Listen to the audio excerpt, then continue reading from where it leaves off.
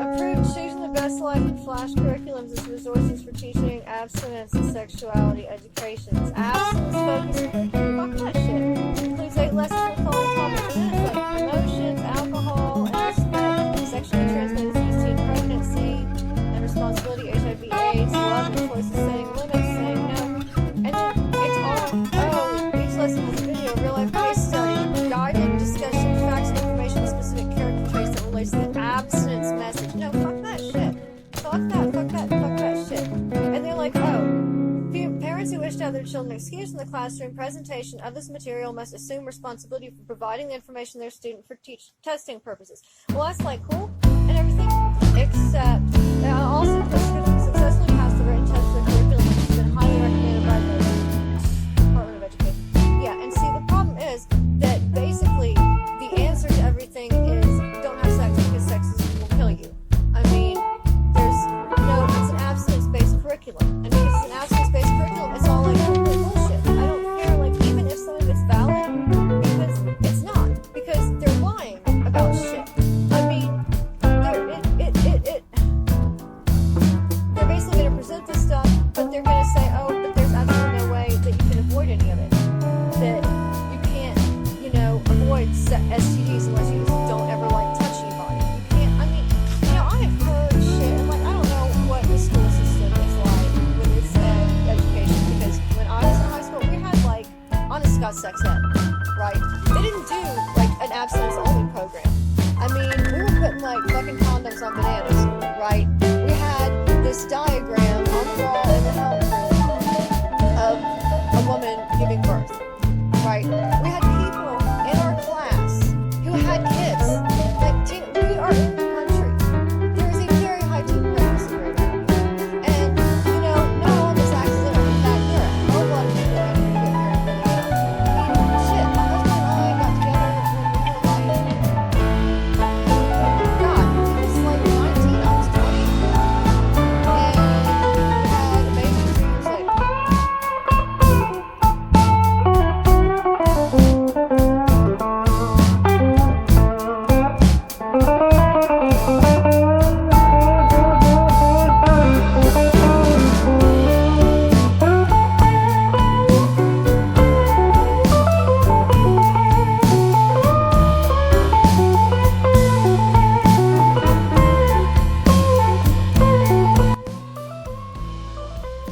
So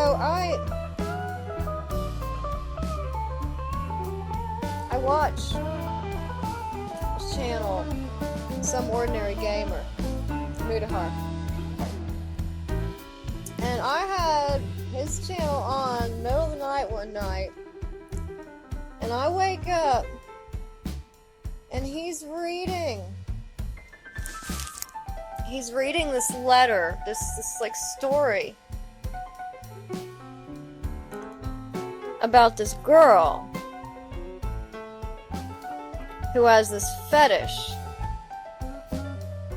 and this fetish is maggots.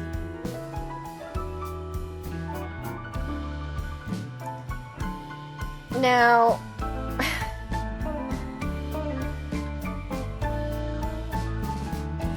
if you want to know any more about that, what you need to go do is go over to Some Ordinary Gamer, and I do not remember which episode it is, but it's on one of the deep web, dank web browsing episodes, and you can listen to that. And I listened to that, and I regretted it so hard. In fact, I don't think I have ever regretted anything as much in my life as I regret listening to that letter.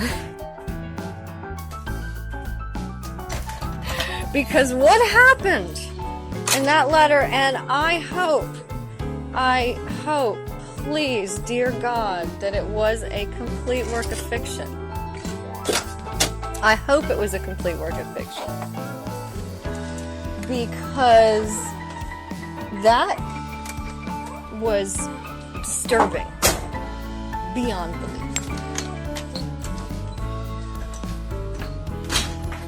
Like I said,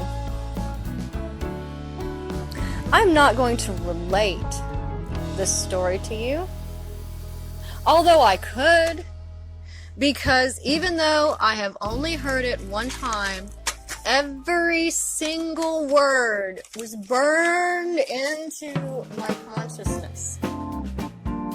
This horrific, just abomination that happens. This story about this girl and some rotten meat and some maggots and a very, very intimate body part. And I have had nightmares about that. Mutahar. Oh God. Oh God. As he was reading this thing.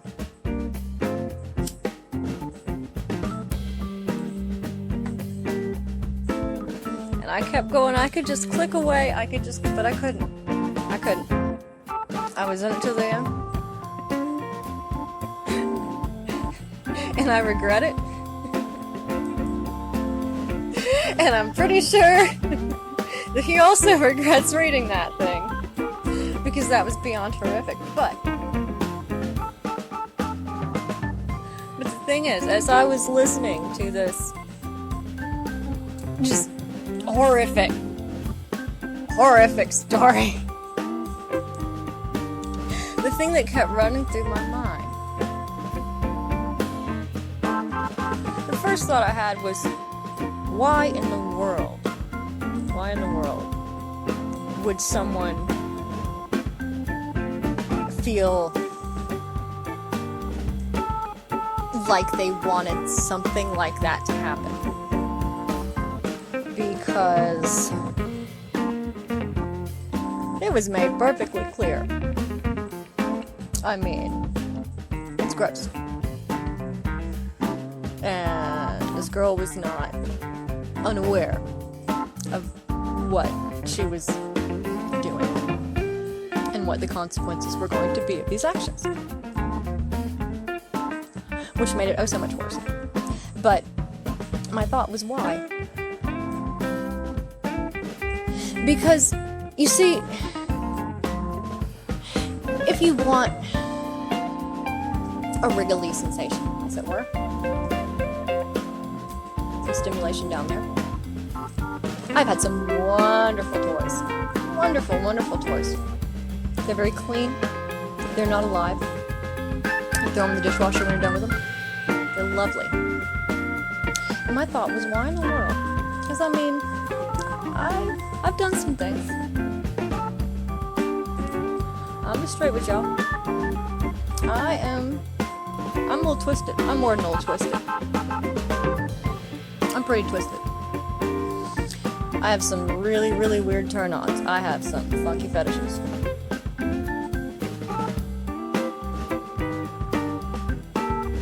But I have a phobia. And that phobia is mucus, slime, body fluid. There are certain body fluids that don't bother me. I mean, I used to work in a breeding barn. I bred horses, and I bred, various other animals too, at farms. And those fluids, amniotic fluid, that kind of stuff doesn't bother me. Saliva only bothers me from certain animals. But mucus is just, luckily, if it's mine, I'm okay with it, which is good, because I am a gross mucus-filled bag, which makes it even funnier that I just can't stand the slimy, mucusy feeling.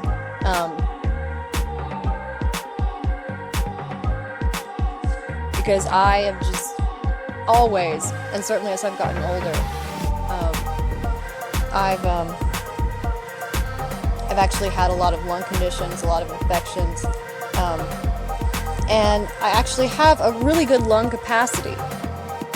It's even after several life-threatening illnesses and conditions, my lung capacity is actually still really good. But I produce just a ton of mucus, and it's sticky and gross. And, you know, my side of the bed is just always filled with piles of tissue, and, you know, there are cups and jars that I'm like hacking into, and it's just nasty. But that doesn't actually bother me when it's mine. And the reason specifically it doesn't bother me, is because it's clean as far as mucus goes. It's not actually like infected, I guess. And, you know, whatever's in it is already in me, and that doesn't bother me as much. My own, whatever, body fluids, whatever, they're mine. Everything that's in them is already inside of me, so I don't really care about that. But slimy stuff, bacteria-ridden, it's really, I just can't deal with it. And actually, there are times when, like, something will kind of set me off, and I'll just be aware that, you know, all of these animals around me are covered with, you know, bacteria and viruses and mites and other little tiny things, and they're gonna be on me.